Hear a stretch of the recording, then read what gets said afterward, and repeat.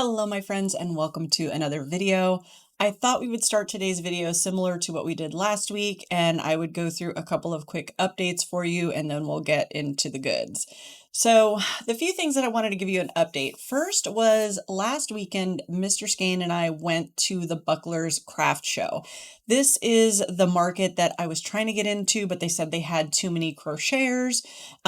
So we headed over there last weekend, and I had every intention of filming. I even filmed in the car and walking up to the building. We got up to the building and we were completely thrown off. This was an expo center where I had my first market, and we didn't realize that what we were in when we had that market was not the entire expo center. It was literally one of multiple buildings. So when we got there, there was an antique show. We were kind of like, wait, where is the craft market?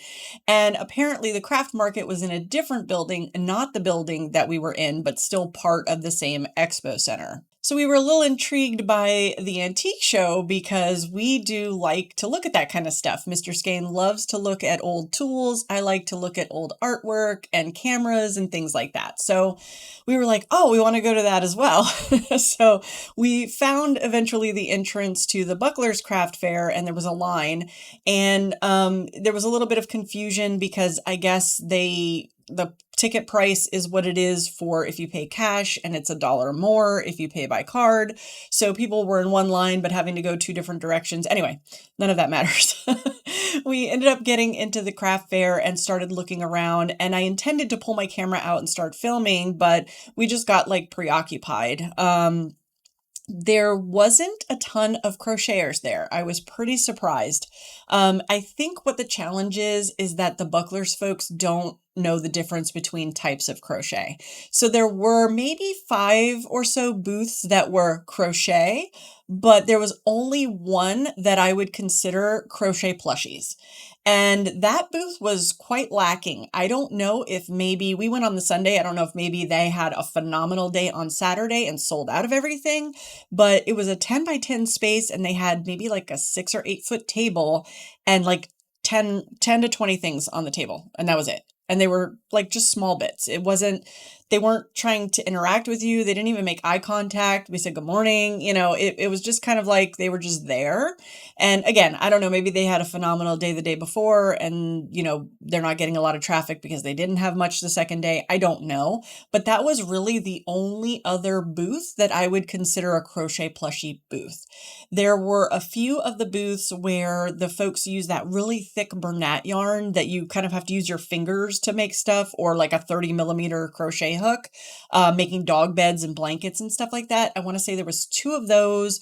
There was a wearables, hats and scarves and stuff like that. And then there was a person who was selling like customized denim, I guess is the best way to refer to it. It was like jeans that they cut off and then put like scarves on the legs and stuff. I don't get the fashion, but they were selling crochet plushie like bag charms. And I don't know if there's a trend somewhere or they're trying to start one, but they would like hang a bunch of the bag charms on the loops of the denim jeans and stuff.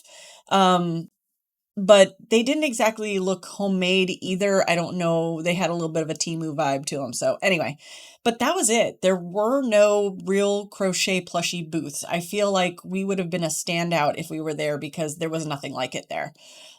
So my plan is, if I do want to do that market next year, I'm going to send a detailed email over to the person who I was emailing back and forth with, and that I spoke to on the phone, and just kind of break that down for her to see if maybe that would help me get into the show if I do want to do that market. All right, next update is regarding customs and our friend Jack Skellington.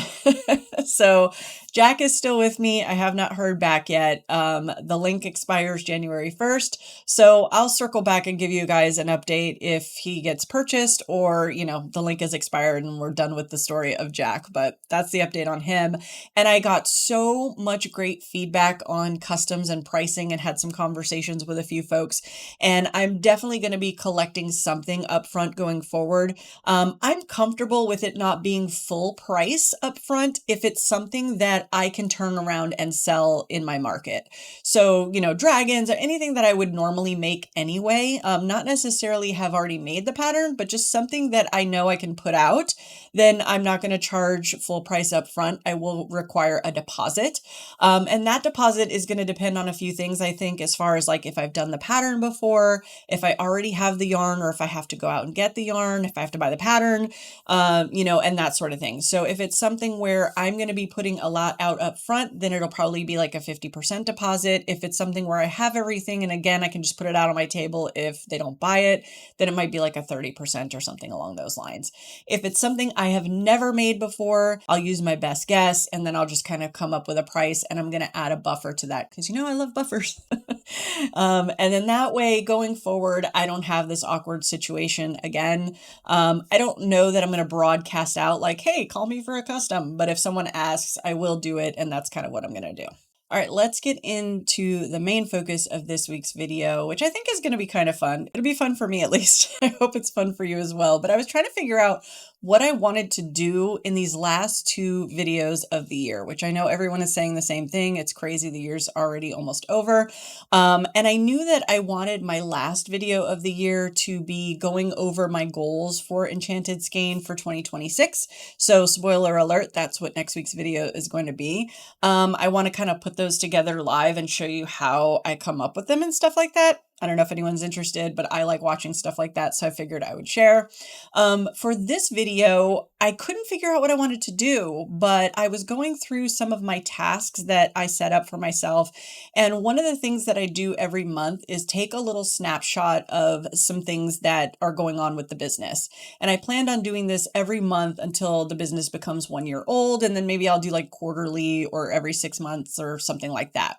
That snapshot consists of a bunch of things that I just came up with. So it's things like, how many Etsy sales I had that month, where my focus was. So was my focus on Etsy, or was I doing stuff for markets? If I had a market that month, things like what my YouTube subscriber count is, how many followers on Instagram, how many posts I've done, how many videos I've made. And it was just something that I thought might be fun to look back on for myself, to see hopefully progressive growth throughout the year. The TikTok one started at 1 post and has been 0 every month since, but we'll not talk about that one.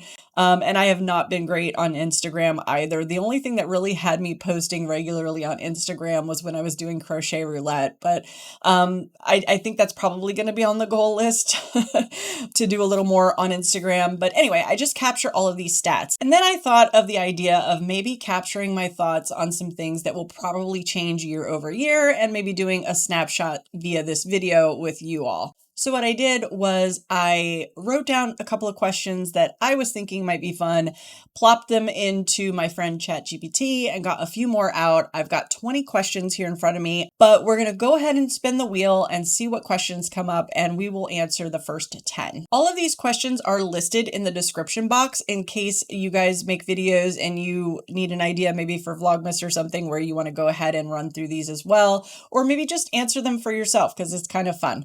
But we're going to go ahead and spin the wheel and see what comes up. If you don't want to watch this part, I have timestamps below, so if you want to go check out my makes, you can skip ahead. And don't worry, I'm not going to make you watch the wheel spin by every single time, but I thought on the first one we would go ahead and spin together.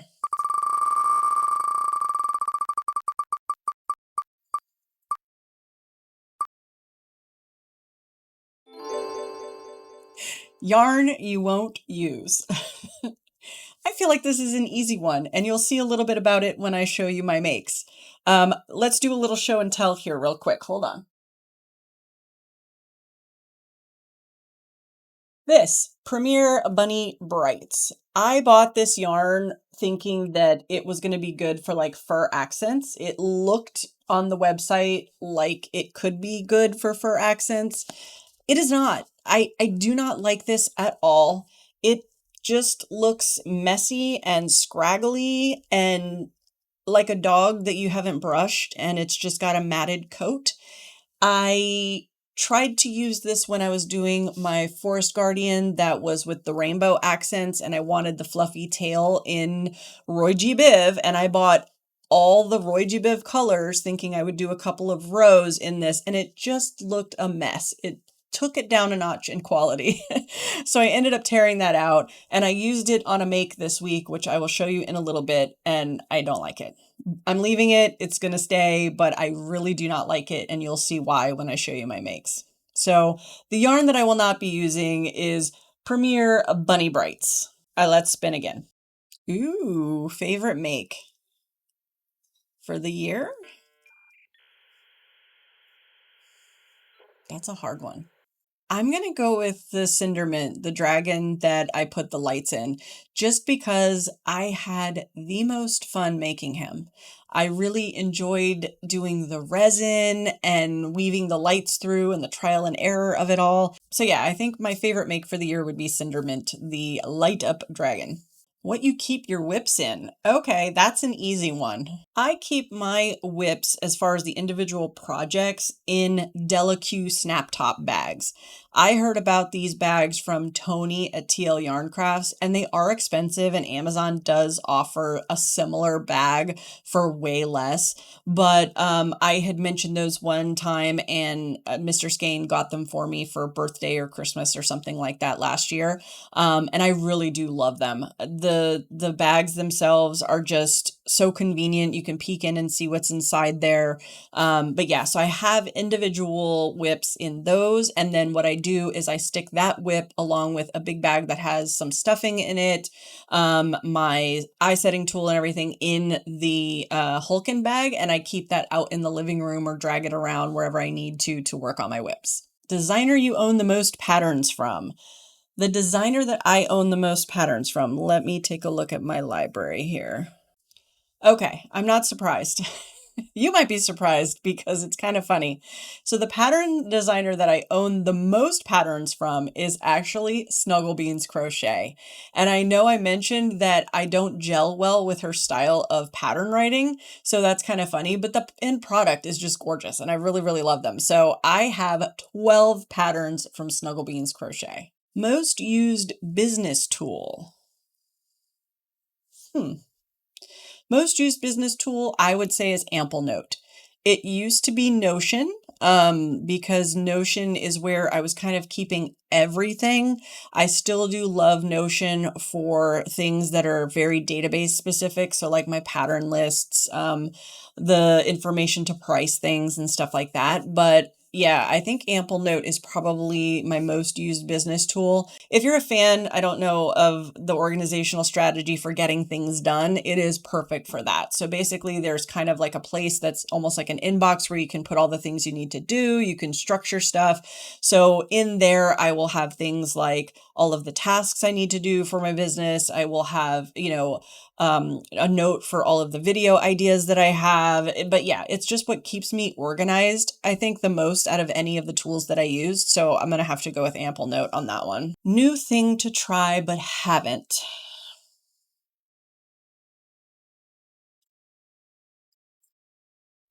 The first thing that came to mind for me on this one is Tunisian crochet. I actually bought a set of Tunisian crochet hooks a while back. I was working on a granny square blanket that I still have not finished and is a whip.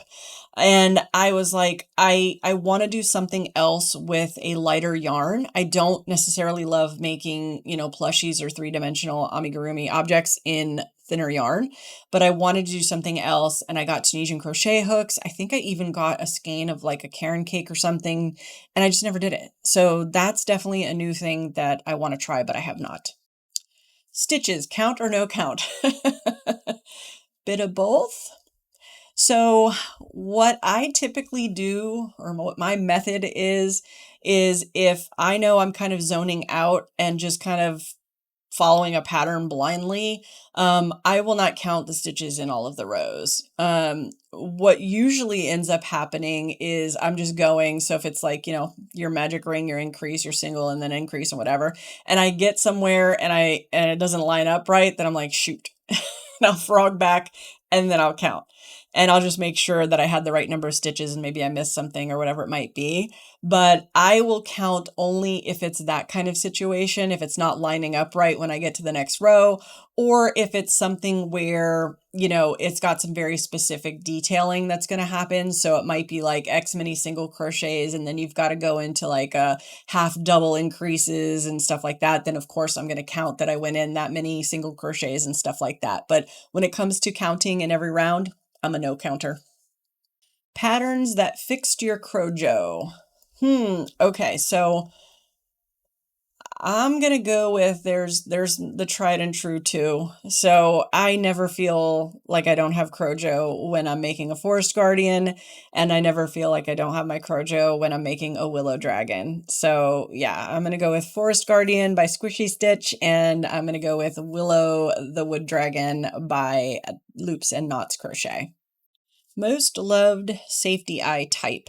So my most loved safety eye type is going to be obviously hand painted, because I always try to use those whenever I can. And I'm going to say it's the offset or kawaii style pupil. And to me, the bigger the better. Last one. Wow, that went quick. Yarn you can't live without. Is this a surprise? I'm gonna go Naughty Pony. I love Naughty Pony so much. I mean, can I live without it? Yes, I did before and I can. But it is by far, like, I literally was trying to figure out what my next make was, and I was going through Naughty Pony colors and patterns to figure out which would work. Because if I can use Naughty Pony, I will use Naughty Pony. Carrie, I'm your spokesman here. Come on. But yeah, that's a yarn that I do not want to live without.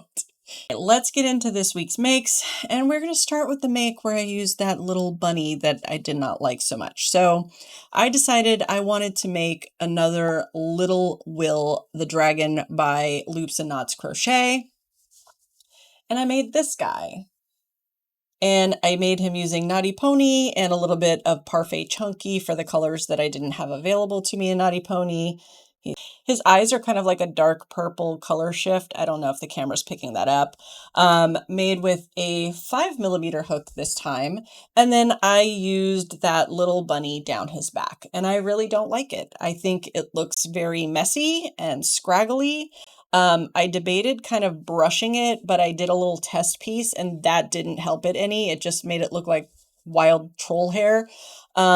I left it because I did not want to go out and buy a fur, and I didn't want to do the scales. I feel like it's not horrible on him. He looks maybe like a little juvenile dragon, you know, when your 10-year-olds don't brush their hair like they should. So it's fine. He's fine. I'm sure someone will love him, but I was just not very happy with how the little bunny did for me. So next up, I wanted to do something a little bit festive. I know I don't have any markets or anything where I'm going to sell anything, but I decided to make something that I had in my favorites in Etsy for a while. And that is a pattern by Alter Ego Crochet called Chris the Christmas Ornament. And here is my little Chris. This pattern is so adorable. I love this guy. He's great for like a gift. The one thing I will say is that it's a lot of work for a ball, essentially.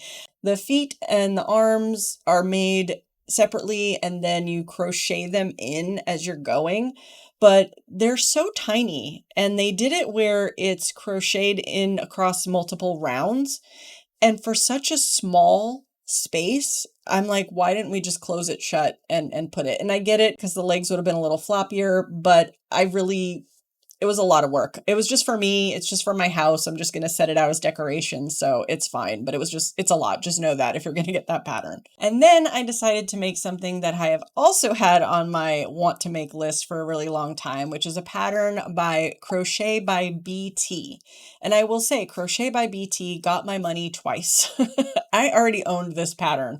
And Black Friday, I think it was, there was a sale. and I still had it favorited, and I usually will unfavorite once I've purchased it as my way of like remembering, and I hadn't unfavorited it. And I'm like, it's on sale. I think it was only like $2, but I ended up going and buying it again. It's fine, but it's just I wish it was like Amazon where it would tell you that you've already purchased it, but it does not. So, it is the Little Baby String of Pearls, which I love.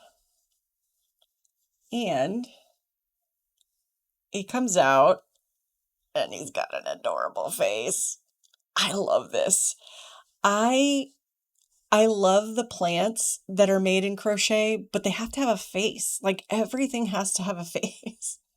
Look at that face. So I did some hand painted eyes, and I knew right away I wanted to make more of these. So I ended up making 3 of these guys, all with very similar eyes that I made. This pattern's awesome. The only part that's confusing to me is the way that they did these.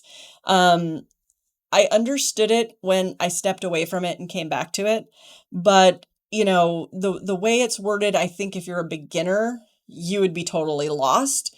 It's a little confusing. I don't want to say how it's done, obviously, because it's in the pattern, but it just leaves out a few details, I think. It just kind of assumes you get what they mean, and I didn't get it the first couple times. So, but yeah, these guys are great. They'll come to market with me. I am on the hunt for others that look like this. This pattern designer has a few more, but it's like a mushroom and stuff, and I kind of already have that. So I am looking for other plants with faces. So if you know of any, let me know in the comments down below.